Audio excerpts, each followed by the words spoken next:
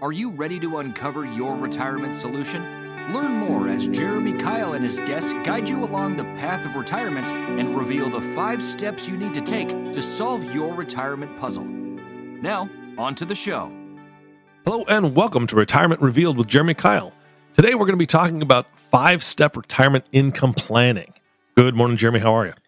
Good morning, Eric. Doing well, thanks. All right. So the topic of this is 5-step retirement income planning, right? Or you have a 5-step retirement income plan that you go over with clients? You got it. Retiring's not easy, but we try to make it easier by putting it through in certain steps, certain priorities to help people get to where they want to go. Fantastic. Let's start walking through it. Absolutely. Yeah, we've gone through, met tons of people. Tons of people get ready to retire, and a lot of them come into our office and have retirement planning wrong.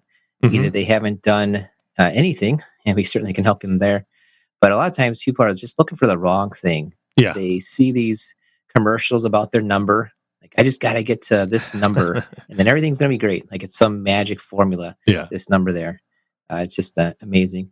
But other times they're just focused on their investments. Okay, if I can just get a certain percentage, then everything's going to be fine. Mm-hmm. We just think that approach is wrong. They're focusing on things that they can't control, when there's a lot of things they can control that they can make a big impact to with their retirement. And a lot of the things they don't even know what they can or cannot control because there's so many variables.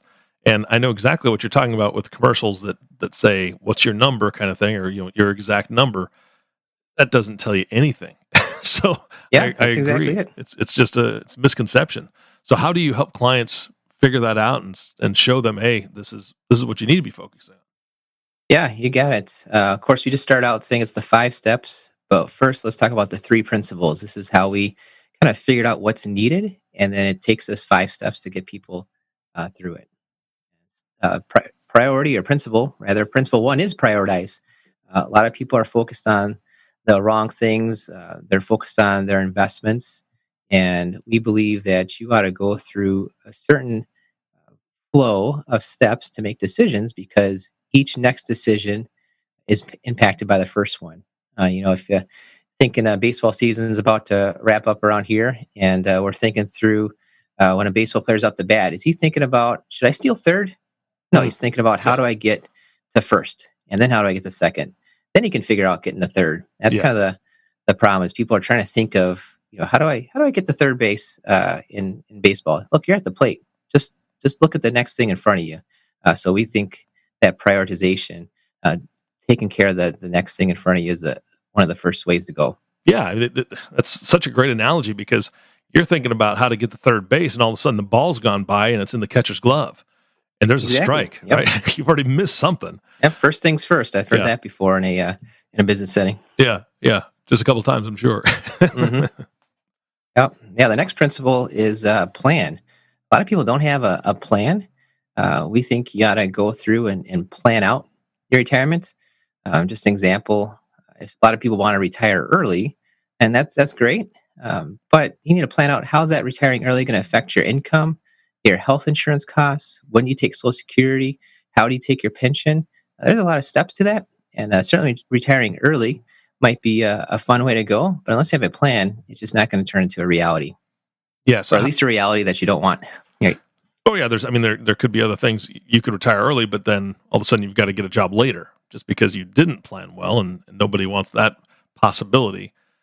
When you say plan, I mean that opens a whole can of worms there. I mean, how do you help your clients plan for that and say, let me rewind here. When do you think somebody should be talking to you about what that plan looks like? Because my father did retire early, and that was one of his plans. And it's so funny that one of my best friends for the longest time, I was just with him in South Carolina a couple months ago, and his plan is to retire early. And he said, basically, I'm quoting, he said, when your dad said that he wanted to retire at 55, I got that stuck in my head, and that's what I've always wanted. And he remembered my father saying that, and that's now his plan, and he's actually got a great start to that plan. But how do you help somebody begin that process, and when should they be looking at that plan? What age range do you think? Yeah, we find it's about 5 to 10 years before you retire is right about it. Another kind of key marker. A lot of times, I've got two young kids, so at some point in time, they're going to go to college and graduate college. At some point in time, you're kind of done financially with them. At least you hope you are. Mm-hmm, hmm. So a lot of times you spend 20, 25 years focused on raising the family, putting money towards them, and then you get this break where you don't have these huge tuition bills. You don't, you're not paying for their car and cell phone, hopefully, anymore. And a lot of people then take that opportunity to go spend extra. They kind of spend and do the things that they've been A little wanting to do the celebrating, last yeah. 25 years. Yeah. Yeah, but that's fine. You should celebrate that a little bit. But if you just take that opportunity right then to say, okay, I had a plan for my family. Now we're down to the two of us. Let's start right now to plan out the next 5 to 10 years, so that when we hit retirement, we'll be good to go. Yeah, that's a great example that you just gave because I literally yesterday I spoke to another advisor who just him and his wife just went to on a trip to Ireland because they had written their last tuition check. They had been writing tuition checks for 16 years Oh, straight. amazing. 16 years. Yeah. Because they have a grip of kids. But yeah, so they did a little celebration, but exactly as you said, a little celebration, and now they're concentrating on setting themselves up for their plan, which Yeah. is a beautiful You got a thing. huge opportunity, and yeah, take make that a 17th year tuition. Go celebrate. But a lot of folks, they go out buy a different car. They Hmm. go on certain vacations, and it's like they still keep writing out that tuition check, and they wonder why they can't get ahead. So yeah, Yeah. go ahead, celebrate one time perhaps, but then make a commitment. You've got this freed up money. Start putting it back towards yourself and towards your plan for retiring. Yeah, and that leads right into the next bullet point. You gave me your notes before the show, and I've been looking through these, and your next bullet point is protect. That sounds Hmm. exactly like what you're doing there. Kind of hedging your bets, if you will, or protecting yourself for that future by making sure that you're investing in yourself instead of blowing the money on a vacation home or new car, like Hmm. you said. Yeah, you got it. A lot of people. I love seeing the spreadsheets. It's great when people come in with a spreadsheet because they put some thought into it. But they always figure out how to make it work, right? Well, if we only spend this and the market does this and Hmm. inflation's only this, we're great. Okay, well, what if none of that happens, That's right. right? That's right. I could probably guarantee you that it won't happen. Yeah. Right? Yeah. It's just amazing. Interest rates go up and down, the market goes up and down, inflation goes up and down, health insurance costs change, your own health might change. You have no idea how long you're going to live, what tax rates are going to be, all kinds of things. We think you ought to protect against a lot of that, and there's different ways you can protect against that. And one of them is don't put all your faith and trust in the spreadsheet. And if only I could get this percent in the market, and if only inflation does this. Okay, well, that's most likely not going to happen. So Hmm. let's be ready for the things that might happen, and using different ways to protect against those things. Yeah, and one thing that's never on those spreadsheets is a family tragedy or a child who uh, went through college, but the degree that they have, they're just not able to find work or Hmm. substantial work that's going to be able to support them, and or maybe a surprise grandchild. I mean, there's You all got it. sorts of things that just don't Hmm. fit on that spreadsheet a lot of times, and it's all about the Absolutely. numbers. So the events, I think, are more important than the numbers, and you've alluded to that a couple times in this podcast. So Yeah, that's exactly it. A lot of times people come in, they say, I want to retire at 64. And we look through and say, you know what? Your goal ought to be paying off the house. And if you're 63, 65, 66, that's going to be your trigger. That will impact your plan more than just having a birthday. mm-hmm. Yeah, that's a great point. Great point. All right. So, what is the next thing that you take clients through then? Yeah. So now that we've talked through, here's our guidelines for it. Let's just go through in order and make some decisions because that's going to affect the next decision. And the first step of the 5 step retirement revelation, we call it the retirement revelation because when you put all 5 of these steps together, it's like your whole retirement is revealed to you. You've got your plan ready to go. You've taken these different pieces of the puzzle and you've put them together so that you can see where you're heading. But the first step is need. What do you need every month? Uh, Hmm.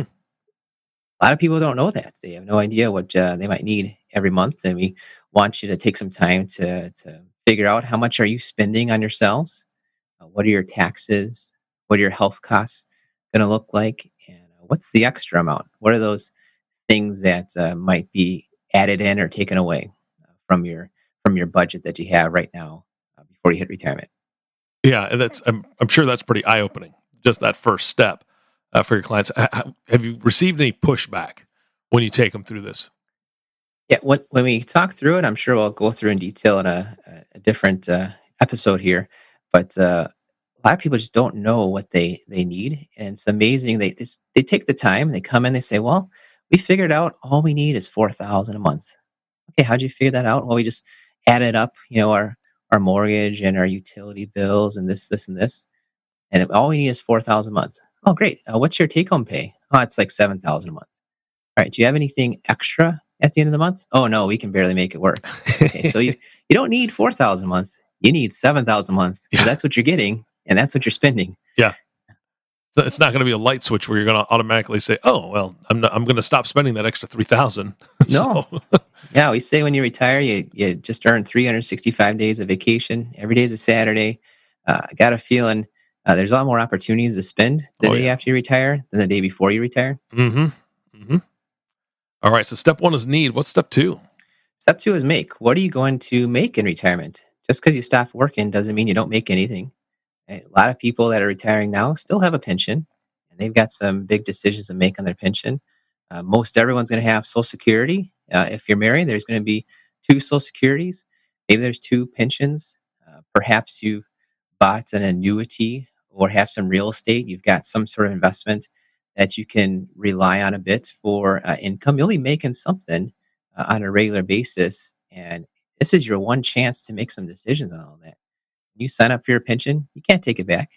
Mm-hmm. When you sign up for your Social Security, it's virtually impossible to change your mind on that. So you've got this one shot to figure out what you're going to make for the rest of your life. And yeah, I ought to put some thought into that. It's just amazing how many people make a decision because their buddy down the street said it was a good idea because that's what their parents did.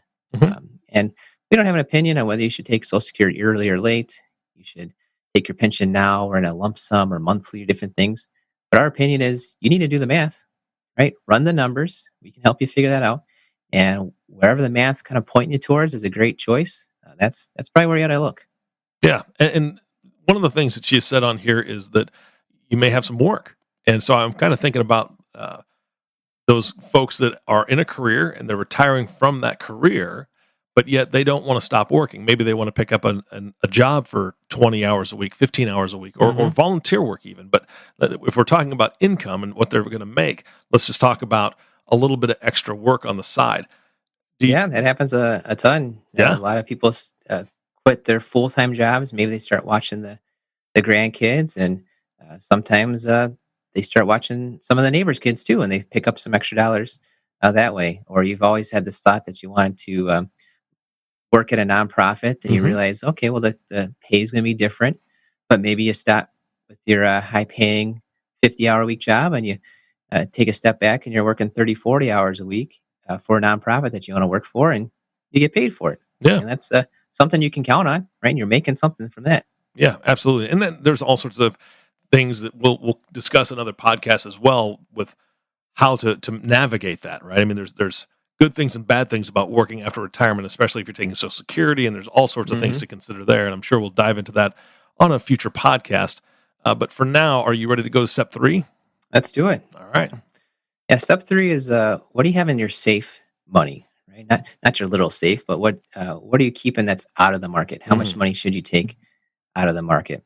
You've spent 35 years investing in your 401k, investing in mutual funds into the stock market because everyone's told you you got a long term investment horizon. You got a long way before you need it. Well, guess what? Now you don't. You have a long term and a short term. Your Mhm. short term just showed up, and any money that's needed next month, next year, even next couple years, we think you ought to keep that out of the market. Keep it safe. If it's not guaranteed, get it pretty darn close to it on there.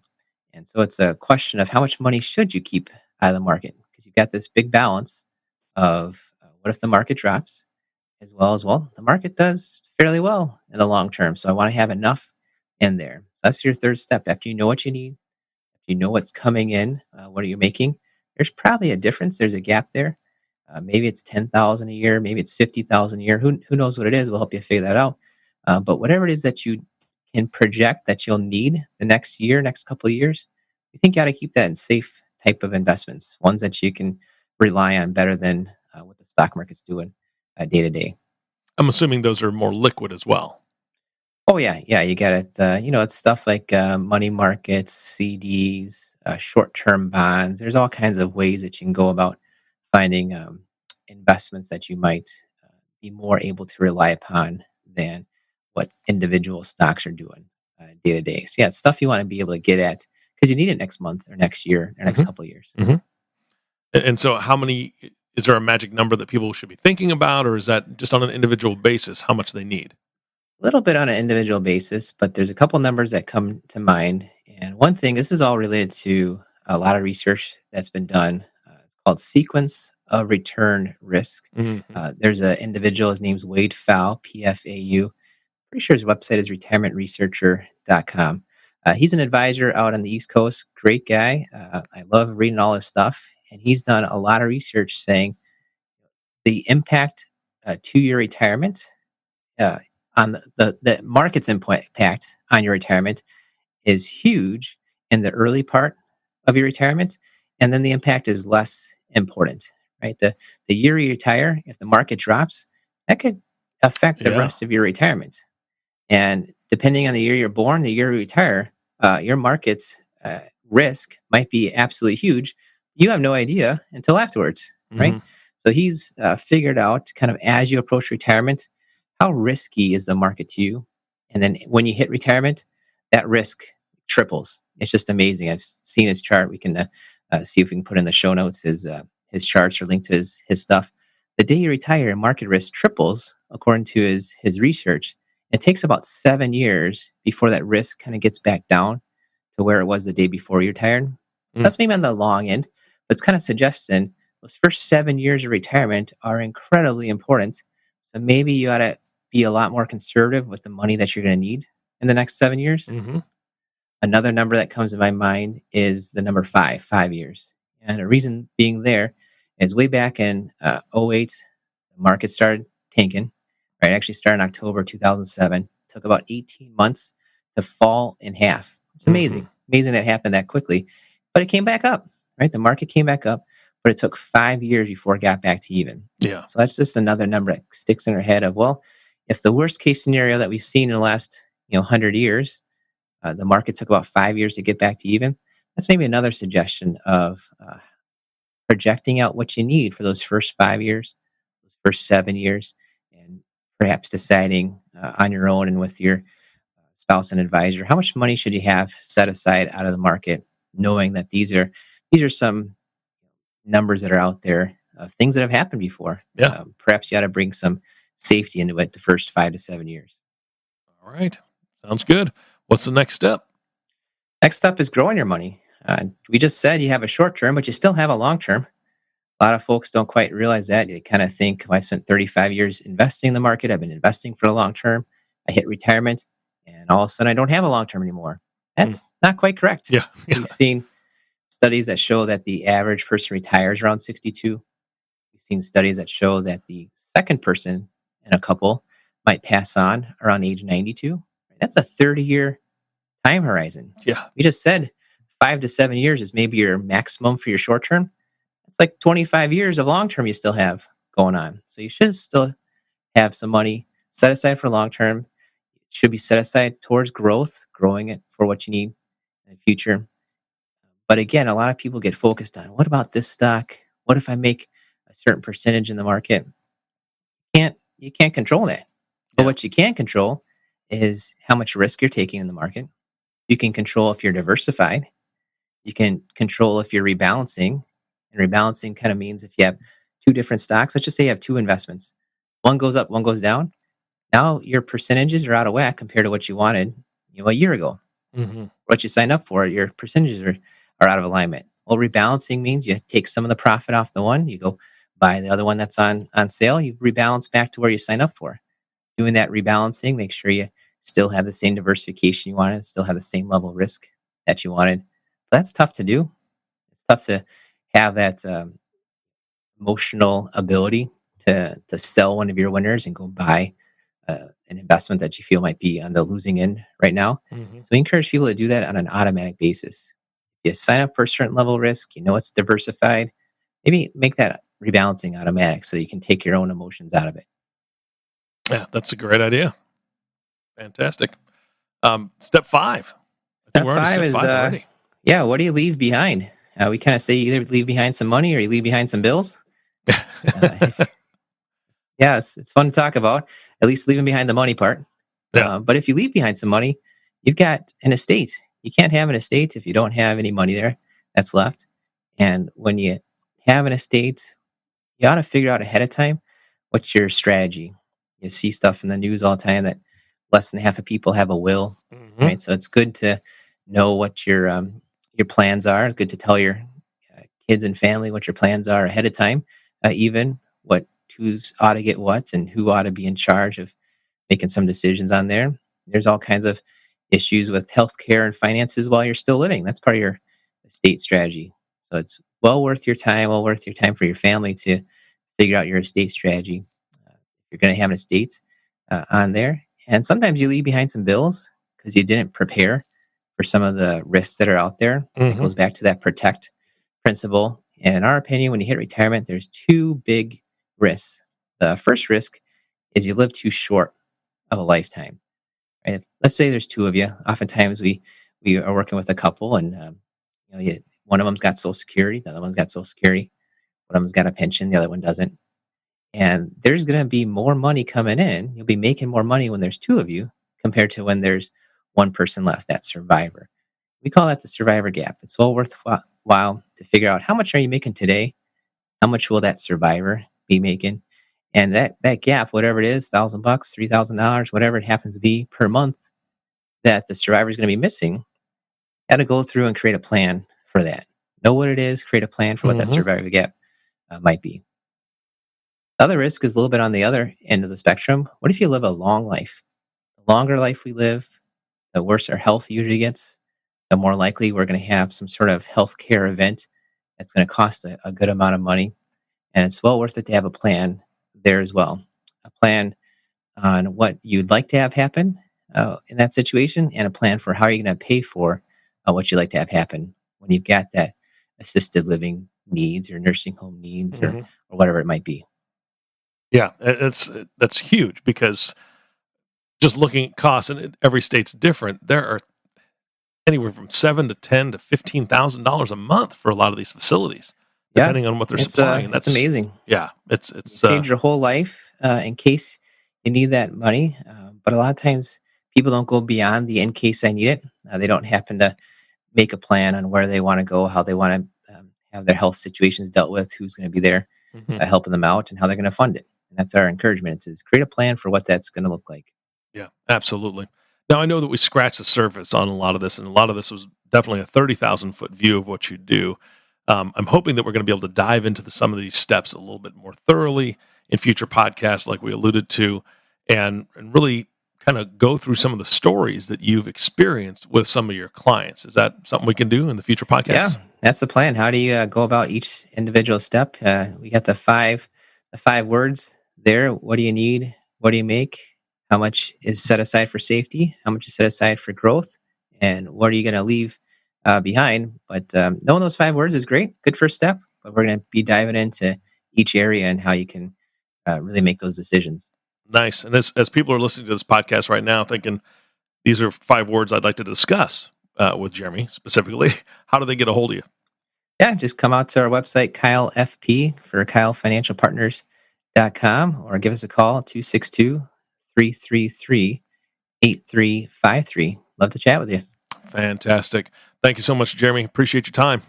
Thank you. We'll talk soon. All right. And thank you all for listening to the Retirement Revealed podcast with Jeremy Keil. If you have not subscribed to the podcast yet, please click the subscribe now button below.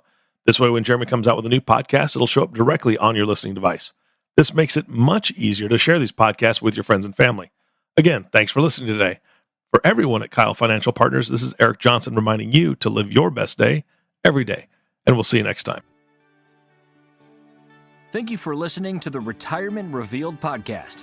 Click on the subscribe button below to be notified when new episodes become available. Visit retirement-revealed.com to learn more. The information covered and posted represents the views and opinions of the guest and does not necessarily represent the views or opinions of Keil Financial Partners. Keil Financial Partners does not provide legal, accounting, or tax advice. Consult your attorney or tax professional. Representatives have general knowledge of the Social Security tenets. For complete details on your situation, contact the Social Security Administration. Keil Financial Partners is a part of the Thrivent Advisor Network, a registered investment advisor. The content has been made available for informational and educational purposes only. The content is not intended to be a substitute for professional investing advice. Always seek the advice of your financial advisor or other qualified financial service provider with any questions you may have regarding your investment planning.